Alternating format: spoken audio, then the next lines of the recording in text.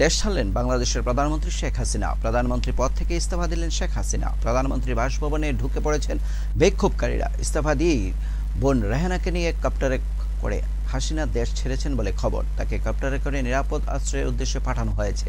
প্রধানমন্ত্রী বাসভবনে ঢুকে পড়েছেন বিক্ষোভকারীরা। গোটা ভবন গণভবন জনতার দখলে।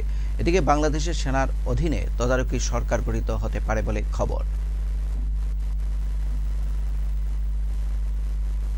এবং আমি আশা করি যে ছাত্ররা সেই বার্তা শুনে ওরা কথা ওনাকে সবাই শ্রদ্ধা করে, ছাত্ররা শ্রদ্ধা করে, ওরা এই বার্তা শুনে তারা এই পরিস্থিতি নিয়ন্ত্রণে নিয়ে চলে আসবে এবং আমরা একটা সুন্দর একটা পরিস্থিতির দিকে আমরা এগিয়ে যাব ইনশাআল্লাহ।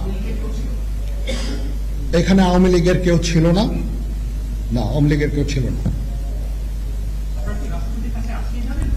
হ্যাঁ, আজকে বিকজ আমাদের এই সময় নাই, এটা একটা বিশেষ একটা পরিস্থিতি। আমরা আজকে যে এই পরিস্থিতি এটা একটা আমরা একটা নিয়ন্ত্রণ নিয়ে আসবো। সেনাবাহিনী শান্তি শৃঙ্খলা বজায় রাখার কাজ চালিয়ে যাবে এবং আপনাদের সবার দায়িত্ব, ছাত্রদের দায়িত্ব, রাজনৈতিক নেতৃবৃন্দ এবং রাজনৈতিক কর্মীদের দায়িত্ব হচ্ছে সেনাবাহিনীকে সাহায্য করা।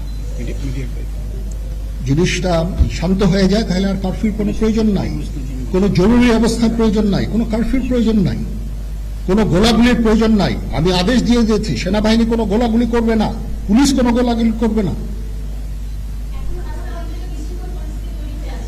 আমি আশা করছি যে আমার এই বক্তব্যের পরে পরিস্থিতি উন্নতি হবে। আমরা একটা